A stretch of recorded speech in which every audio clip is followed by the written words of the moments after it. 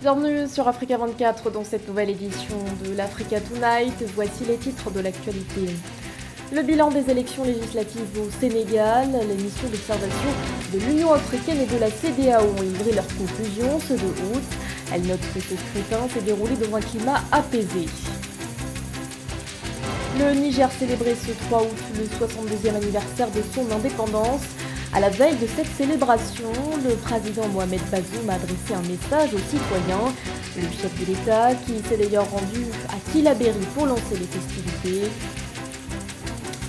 Et puis 36 morts dans des manifestations anti-MONUSCO en République démocratique du Congo. Un bilan provisoire revu à la hausse par les autorités. Les détails à suivre dans ce journal. Mais tout d'abord, victoire confirmée du parti au pouvoir aux élections législatives au Congo. Le Parti congolais du travail a raflé au total 111 sièges à l'issue du second tour, soit 8 de plus que lors du premier tour. Les résultats ont été divulgués ce 2 août par le ministre de l'administration du territoire, Guy-Georges Mbaka. Du côté de l'opposition, l'Union des démocrates humanistes Yuki a obtenu 7 sièges sur les 151 que compte l'Assemblée nationale. Un résultat identique à celui obtenu par l'Union panafricaine pour la démocratie sociale. Notons que plusieurs candidats indépendants ont également été élus à l'issue de ce scrutin. Le Sénégal est toujours dans l'attente des résultats des élections législatives. À ce sujet, les missions d'observation de l'Union africaine et de la CEDEAO ont livré leurs conclusions sur le déroulement de cette échéance électorale. Lors d'une conférence de presse organisée ce 2 août à Dakar, les délégations des deux partis ont affirmé que le scrutin du 31 juillet s'est tenu dans un climat apaisé. Reportage de notre correspondante Samantha Saberou-Sabouanga. Près de 7 millions d'électeurs sénégalais étaient appelés aux urnes le 31 juillet 2022 pour le renouvellement de 165 sièges de l'Assemblée nationale. Les missions d'observation électorale de l'Union africaine et celles de la Communauté économique des États de l'Afrique de l'Ouest, CEDEAO, ont salué un scrutin globalement bien organisé. Une déclaration faite par les deux délégations lors d'une conférence de presse tenue mardi 2 août 2022 à Dakar, la capitale. Vous aurez pu constater que nous considérons que globalement, ces élections législatives se sont déroulées dans un climat apaisé et également nous avons pu observer que les procédures régissant le déroulement du scrutin ont été observées conformément au code électoral en vigueur au Sénégal. Nous avons vu également que bien que la participation était faible à l'ouverture, elle s'est progressivement améliorée en cours de journée. Et comme je l'ai dit, ce qui est important également à noter et à signaler, c'est la forte mobilisation des femmes. La mission d'observation électorale de l'Union africaine estime que le scrutin s'est généralement tenu dans de bonnes conditions. Elle a fait le constat général de la volonté du gouvernement, des acteurs politiques et du peuple sénégalais d'œuvrer à l'ancrage de la démocratie dans le pays, en dépit de certains points de désaccord relatifs au processus électoral. Tout simplement, c'est que l'élection s'est déroulée en toute liberté, en toute transparence. Si les uns et les autres gagnent de façon qui se rapproche, bon, ça sera le constat et donc la classe politique devra faire avec. Bien que les médias locaux et les principaux mouvements politiques égrènent depuis dimanche soir des résultats partiels, la proclamation par le Conseil constitutionnel des résultats définitifs du scrutin est attendue au plus tard vendredi 5 août. L'actualité, c'est aussi la célébration, ce 3 août, du 62e anniversaire de l'indépendance du Niger. Pour l'occasion, le président Mohamed Bazoum s'est adressé à la nation à la veille de cette fête. Gouvernance publique, développement économique ou encore révolution numérique étaient au cœur de son discours. Une allocution durant laquelle il a également mis l'accent sur la situation sécuritaire. À l'heure où la menace terroriste persiste dans le pays, le chef de l'État estime que la lutte contre ce fléau passe également par un consensus fort. Dans cette optique, il affirme avoir engagé des consultations régulières inclusives. Écoutons-le. Mes chers compatriotes, le vote par l'Assemblée nationale le 22 avril dernier du texte modifiant et complétant l'axe 1 de la déclaration de politique générale du gouvernement relatifs à la sécurité et à la quiétude sociale pour adopter notre politique sécuritaire aux mutations récentes induites par la dégradation de la situation sous-régionale est assurément un acte patriotique qui ne peut que renforcer notre capacité à mieux sécuriser notre pays. Cela conforte également notre agenda diplomatique qui reste centré de manière prioritaire sur les enjeux sécuritaires régionaux, avec pour toile de fond la recherche d'une bonne coordination avec les États de la sous-région ouest-africaine d'une part et les puissances extra-régionales engagées dans la lutte contre le terrorisme d'autre part. L'assentiment ainsi donné par la représentation nationale au gouvernement permet d'ajuster nos outils de coopération militaire tout en offrant à nos forces de défense et de sécurité l'opportunité de bénéficier de l'expertise et de l'expérience des forces amies dans un contexte où la prolifération du terrorisme international depuis le début des années 2000 ne laisse aucun État à l'abri des menaces. Nos forces de défense et de sécurité, auxquelles je rends un vibrant hommage, en ce moment solennel, ont démontré à la nation leur capacité à contenir les actions terroristes sur notre territoire avec professionnalisme et dignité. L'État ne tergiversera point quant aux moyens multiformes à mettre à leur disposition à cet effet. L'actualité nous emmène également en République démocratique du Congo où les autorités ont réclamé le départ du porte-parole de la MONUSCO, un départ réclamé par le ministre congolais des Affaires étrangères, Christophe Lutundula, dans une correspondance adressée à Bintou Keïta, la chef de la mission onusienne. Dans ce document, le ministre affirme, je cite, « Le gouvernement appréciera beaucoup que des dispositions soient prises pour que Mathias Gilman quitte le territoire congolais dans le plus bref délai. » Il ajoute également que sa présence sur le territoire national n'est, je cite, « pas de nature à favoriser un climat de confiance mutuelle et de sérénité ».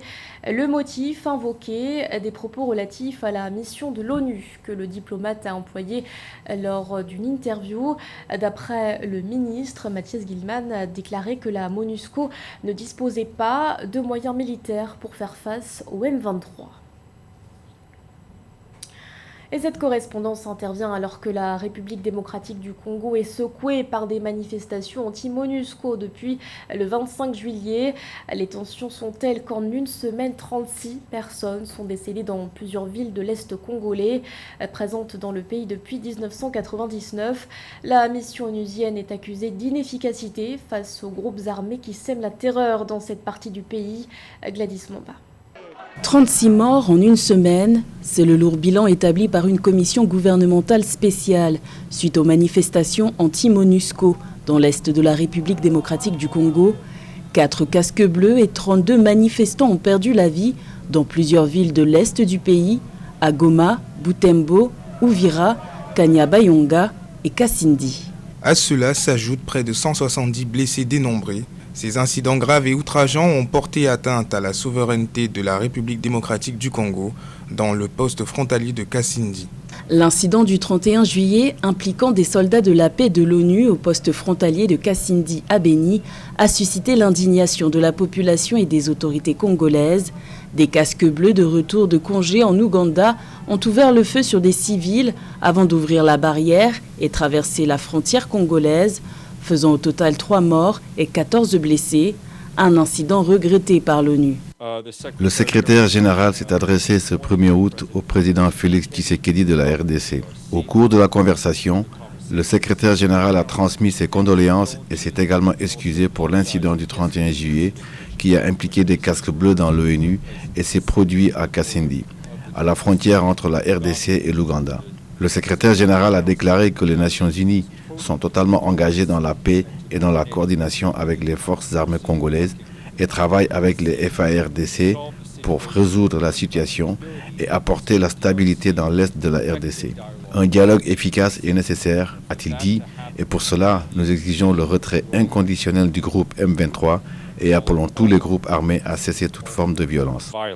Le président congolais Félix Tshisekedi a demandé des sanctions contre ces soldats de la paix d'origine tanzanienne selon certaines sources, à la base de la mort des Congolais à Kasindi.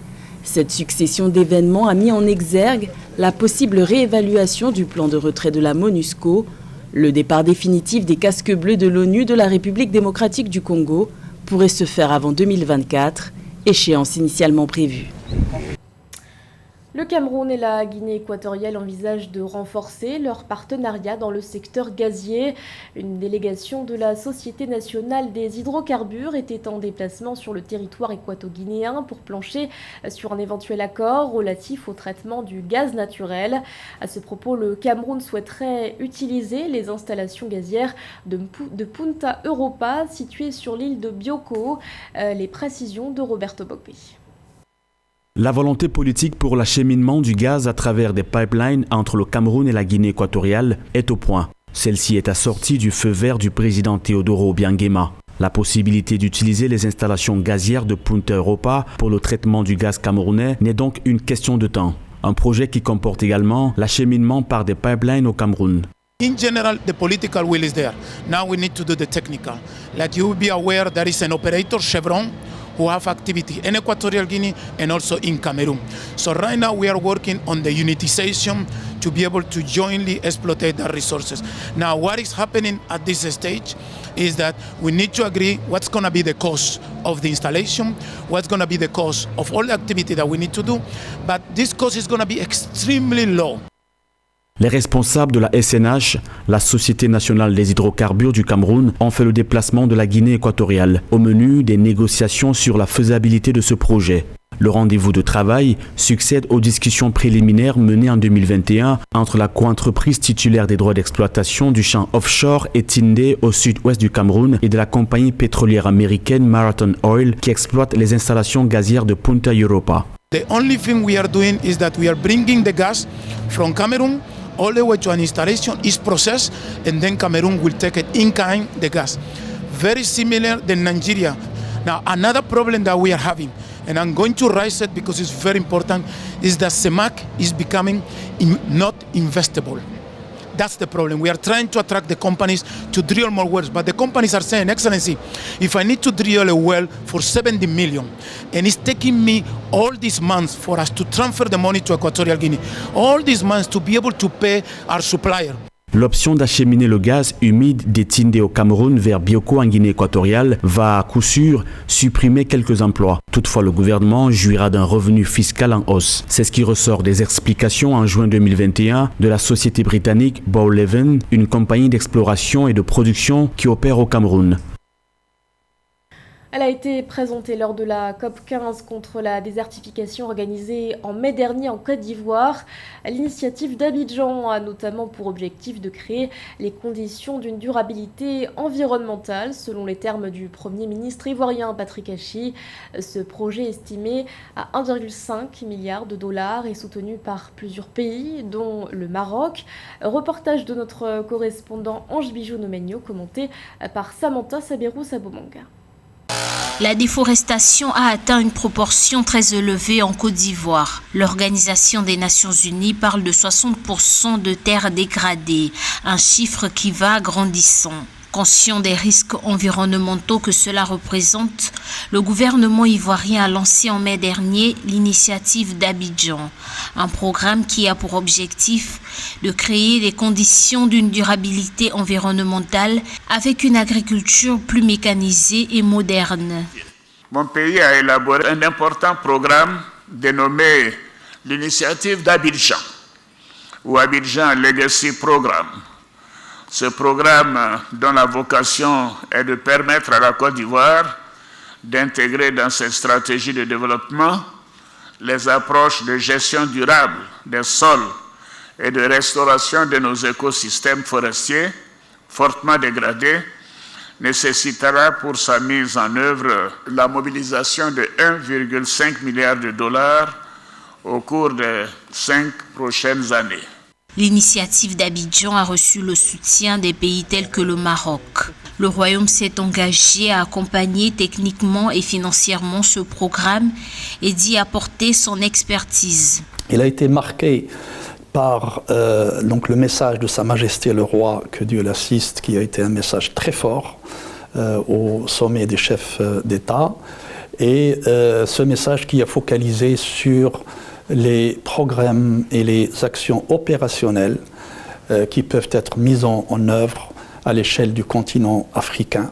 Selon les autorités ivoiriennes, l'initiative d'Abidjan est un programme dont les grands principes pourront s'appliquer à tous les pays confrontés aux défis de la désertification et de la déforestation. Elle s'articule autour de 4 composantes que sont la lutte contre la déforestation et l'engagement pour la restauration des forêts, l'amélioration de la productivité agricole, l'intégration des filières agricoles dans des chaînes de valeur mondiales plus durables et l'identification de chaînes de valeur du futur qui résisteront au changement climatique et qui seront respectueuses des sols. Ce journal a été réalisé par l'ensemble de la rédaction. Merci de votre fidélité. L'actualité continue sur Africa.